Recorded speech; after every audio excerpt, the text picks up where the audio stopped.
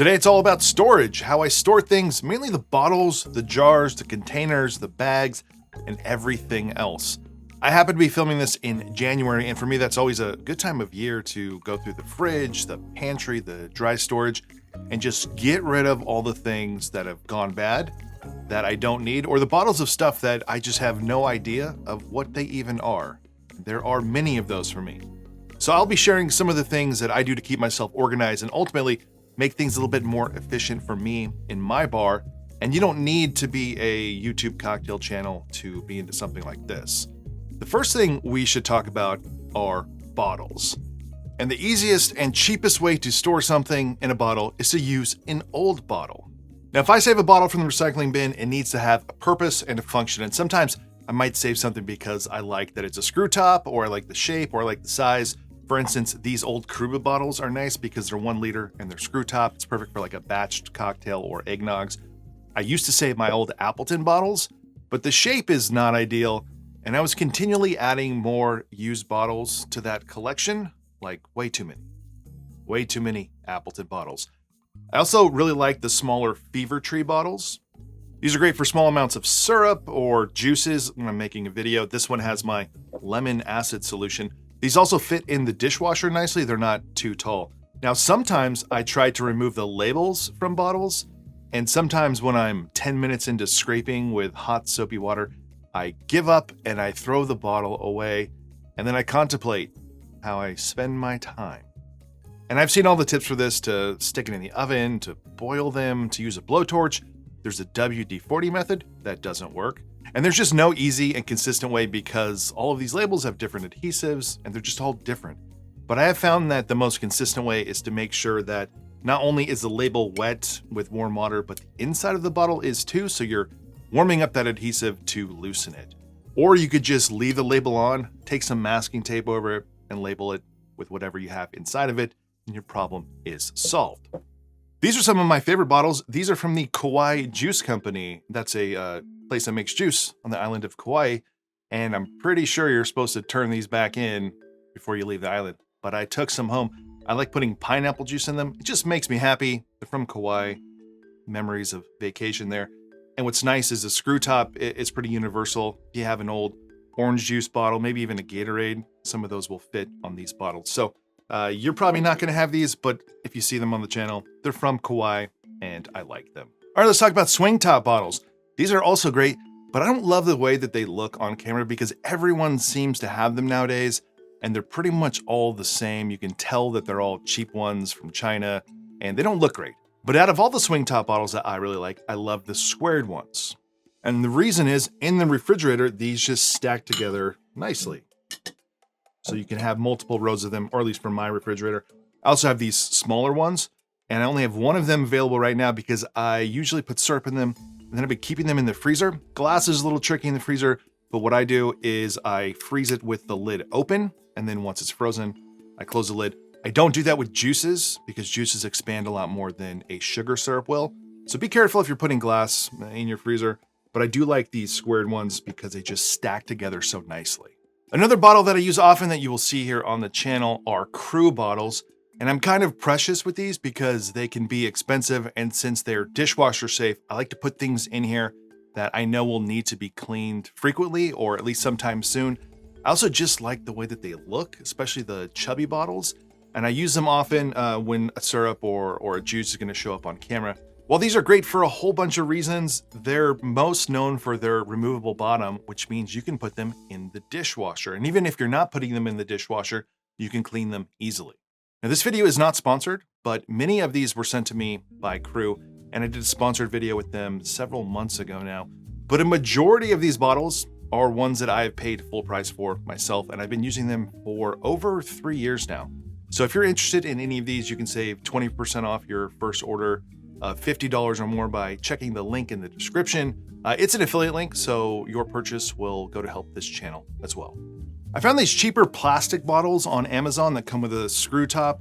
They're kind of like juice bottles or smoothie bottles, and I use these to freeze juice. If I know I'm gonna have a whole bunch of pineapple juice, a whole bunch of orange juice, I'll put them in here, and then I will squeeze this to kind of squeeze out the air, and then I will put this on top and stick it in my freezer.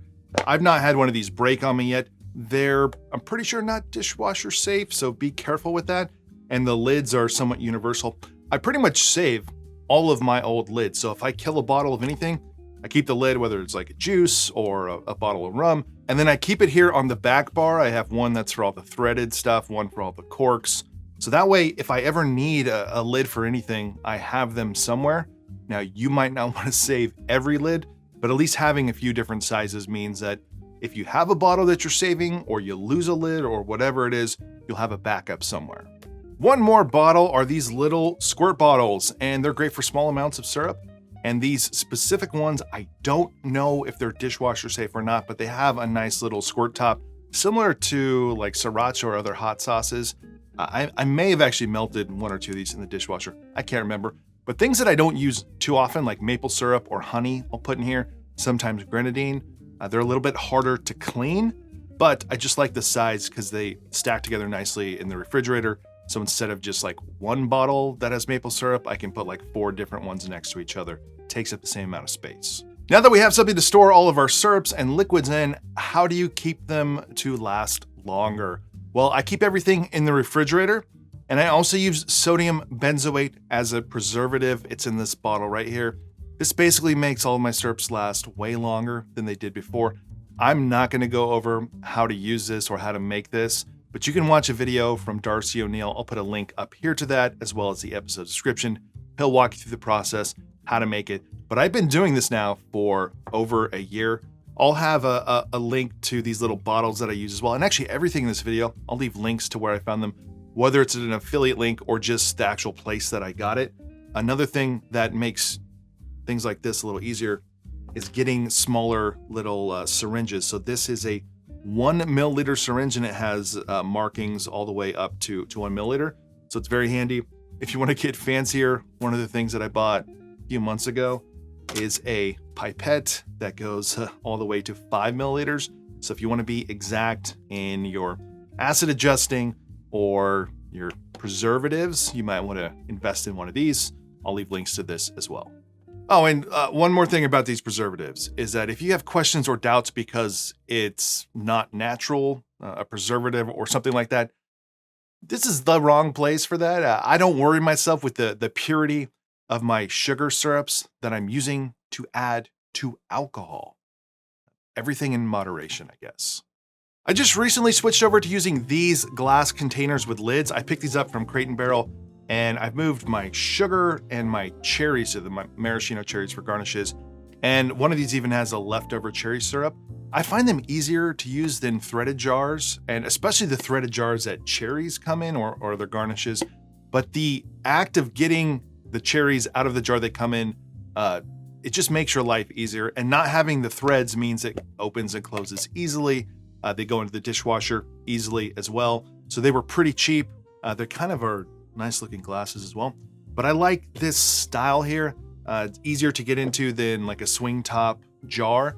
So I don't know if I'm going to keep these, forever, but at least for the next, 6 months to a year, this is what I'm rolling with. And I'm keeping some extra ones on the side in case I have something I want to put in there. And then these will easily go in the dishwasher. All right, let's talk about ice. And I'm talking about the good kind of ice. I usually keep a few types of ice in the freezer, but the go-to is nugget ice that I make myself. I have a machine from Amazon. It was sent to me. It was actually the first thing that I was ever sent back when I had like 2,000 subscribers. And it was just this like perfect thing to send to me. Anyways, like many brands, the ones that are sold on Amazon, they disappear quickly. So I have some links to Amazon for similar models to this one, but I'm 3 years in and this style has worked great for me. So I make the ice and then it eventually ends up in a big Cambro that I keep in my freezer. And in general, Cambros are just great for ice, batching drinks, or just looking like you work at the Bear. And the best advice here is not to buy Cambros online, but to find a restaurant supply nearby. You'll save some money that way. Now, the problem I have is that the ice coming from the machine is wet. And that's all ice coming from pretty much any ice machine, but especially nugget ice machines. So when you add that ice to an ice bag or a Cambro, it then freezes. That water will harden, and you'll need a mallet or an ice pick to break it up. That usually rips the bag, or it just makes a mess, or it doesn't really work that efficiently. And then you need to use another bag or do something else. And I've tried different bags from Amazon, including different thicknesses, and it didn't matter. In fact, the ones that are thicker tended to rip faster than the ones that were thinner. I don't know. But someone out there solved a different problem that just so happened to solve my problem. Now, this little bag here is a Lewis bag. It's a canvas bag that you add ice to. You then hit it with a mallet to make crushed ice. You can put any type of ice in here. They're great, they're cheap, but they also have a hidden feature is that they absorb water. So as you put ice into them, as you're hitting it with a mallet, if the ice melts, the bag will absorb that ice. You can even just store these in your freezer if you want to. Now, this is a giant Lewis bag, and this is made by Trader Cam, which he graciously put my logo on. And if you see the size of this might remind you of a specific size ice bag, and that's one from Sonic. He made this as a way for you to transport your nugget ice from Sonic or Chick-fil-A. All you do is add your ice to the bag, and then as your ice melts, the bag will absorb it. When you get home, you could take this whole bag, put this in your freezer, and then use a mallet to break up your ice. Now, I'm lucky enough to not have the problem of transporting nugget ice or worrying about it melting, but this bag has solved my problem from the ice bags and the solidifying and needing to break it up and breaking those bags. Now, when I make ice, I drain it in the machine first like I always do, and then I add it to this bag. I then put this bag in the freezer, and within a couple hours, probably within just like a few minutes, that ice and the water in there will harden. I can take it out, use the mallet to break up the ice, and then I can either transfer that to my Cambro or to one of those ice bags for longer term storage. And the benefit here is that none of the ice is wet and it doesn't stick together. So it solves the problem of having to use an ice pick or break an ice bag or have big chunks of ice here. Now, Cameron did send me this bag for free, but it's not sponsored. No affiliate links, but I will leave a link if you're interested to where you can buy one.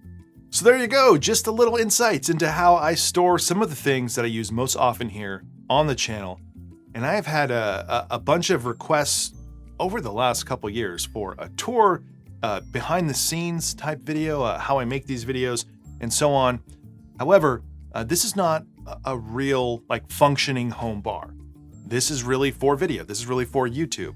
But I am sometime soon, in the next few months, maybe even sooner, gonna make a video on how I make videos on YouTube. That's the cameras, the equipment, the lights, microphones, and all that type of stuff. So if you're interested in that or you have specific questions about that, let me know in the comments below. I'm also updating my home office, trying to make like a dream setup for editing videos or just, I guess, doing work in general. And that's where I spend most of the time on this channel. It's actually not here in front of the camera. It's not here at the bar. It's at my desk. So if you're interested in seeing a behind the scenes look at that sort of remake, remodel, refresh of my home office, let me know in the comments below. Otherwise, see you in the next one.